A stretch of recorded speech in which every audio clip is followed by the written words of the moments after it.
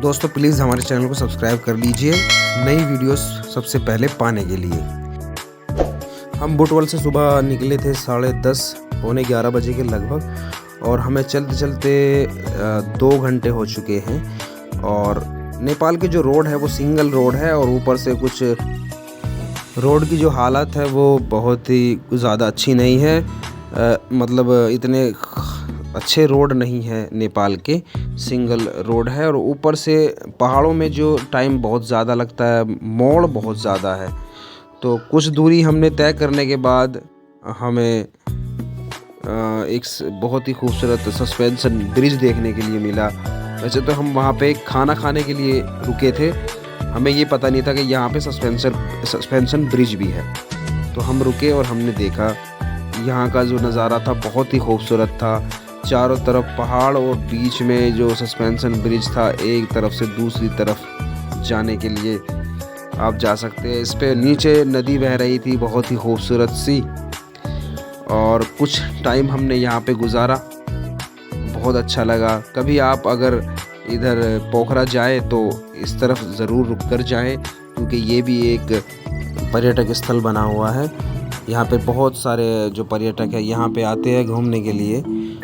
जो भी कोई रास्ते से गुज़रता है तो इस सस्पेंशन ब्रिज को देखकर मतलब अपने कदम रोक ही लेते हैं। तो ये काफ़ी अच्छी जगह है, और इस ब्रिज पे जब हम चलते हैं तो ये हिलता है, और थोड़ा सा इसमें डर भी लगता है चलते हुए, मगर मज़ा बहुत आता है। बहुत प्यारी सी जगह है। आप कभी पोखरा जाएं तो इस जगह पे ज़रूर रुक कर जाएं। आप फ़ोटोग्राफ़ी करें, वीडियोग्राफ़ी यहाँ पे कर सकते हैं। बहुत ही शानदार फ़ोटो आप यहाँ पे ले सकते हैं। तो हम लोग भी बीच में गए सस्पेंशन ब्रिज के, मगर थोड़ा सा हमें डर लगने लगा, तो हम थोड़ा बीच में से ही वापस आ गए थे। तो दोस्तों ये हम सस्पेंशन ब्रिज पर चल रहे हैं, और ये बुटवल से करीब ये मान के चलिए 90 किलोमीटर की दूरी पर है। पोखरा वाले रोड पर ये पड़ेगा। बहुत ही खूबसूरत यहाँ से आप पहाड़ों के दर्शन नज़ारा कर सकते हैं। बहुत ही बढ़िया दृश्य है यहाँ से। जब कभी आप पोखरा आए तो ज़रूर इस ब्रिज पर आप फ़ोटोग्राफ़ी करें। कुछ देर बाद ही हमने फ़ोटो खींचे, वीडियोस बनाई, और फिर से हम दोबारा अपनी मंजिल की ओर पोखरा की तरफ निकल पड़े। और बीच बीच में बहुत छोटे छोटे से गांव, खूबसूरत गांव जो देखते ही मन लुभा रहे थे। सफ़र के दौरान थकान तो बहुत हो जाती है, मगर पहाड़ों को देखकर, नदियों को और इतने हरे भरे जगह को देखकर जो थकान होती है वो दूर हो जाती है। तो धीरे धीरे हम अपनी मंजिल की ओर बढ़ रहे थे।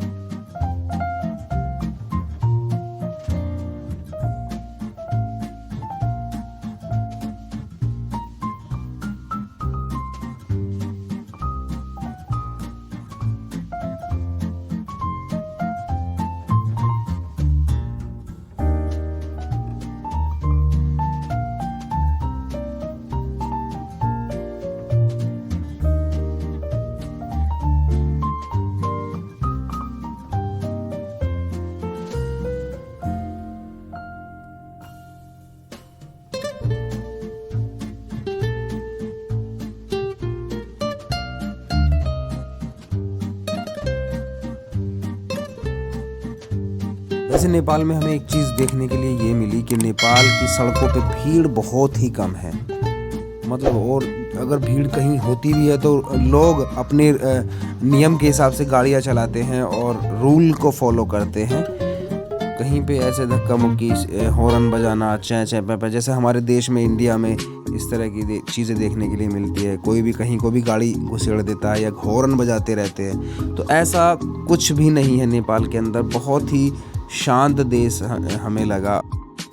और नेपाल के जो लोग हैं वो भी बहुत हेल्पफुल होते हैं।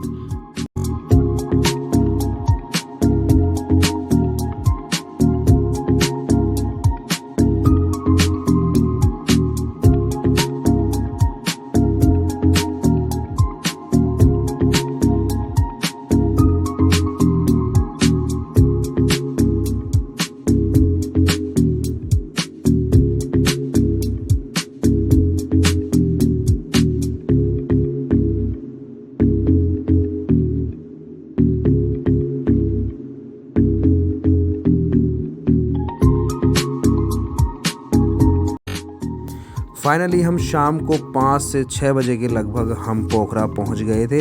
ये साइड में ऊपर से जो नज़र आ रहा है ये पूरा पोखरा शहर है। कुछ वीडियोस हमने ऊपर से भी फुटेज निकाली थी तो वो वीडियोस हमसे डिलीट हो गई। कुछ हमारे दूसरे फ़ोन में वीडियो थी, वो फ़ोन हमारा खो गया था बुटवल में। पोखरा शहर नेपाल का दूसरा सबसे बड़ा शहर है। उसके बाद में फिर विराटनगर और भी कई सारे शहर है, जैसे ललितपुर हुआ। और घूमने का जो है सबसे ज़्यादा पोखरा को ही यहाँ के लोग बताते हैं कि पोखरा में बहुत सारी चीज़ें हैं घूमने के लिए। तो जो देश विदेश से जो पर्यटक आते हैं वो पोखरा में बहुत ज़्यादा संख्या में आते हैं। काठमांडू के बाद सबसे ज़्यादा जो टूरिस्ट आते हैं वो पोखरा में ही आते हैं।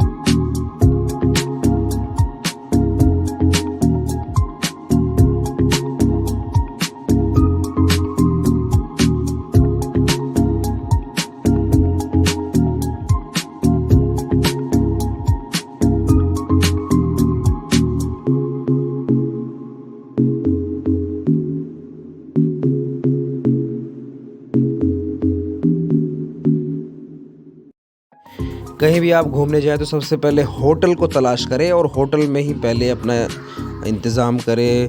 अपने जो भी अपना सामान है वो पहले अपना मतलब फ़ाइनल हो जाता है होटल लेने के बाद। फिर उसके बाद में आप खाना खाए, कहीं घूमें, तो बाद में ये टेंशन नहीं रहती कि हमें होटल भी करना होगा। तो जब आदमी थक हार के जाता है तो सीधा अपने रूम में जाकर होटल में जाकर सो जाता है, तो उसे कोई टेंशन नहीं होती फिर। तो हमने सबसे पहले होटल ही तलाश किए और ये सबसे पहले एक होटल हमें मिला, पैसिफिक नाम से था, पोखरा में।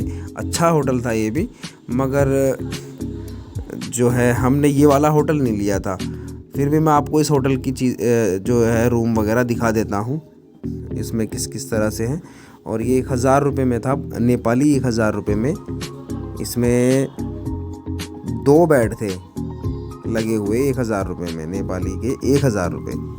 तो होटल्स तो बहुत हैं वहाँ पे पोखरा में, और सस्ते सस्ते भी होटल मिल जाएंगे। नेपाली 700 रुपये से लेके आपको 1500-2500 तक मिल जाएंगे। ये भी शायद ये 1500 था, इस रूम का जो चार्ज था वो 1500 नेपाली रुपये था।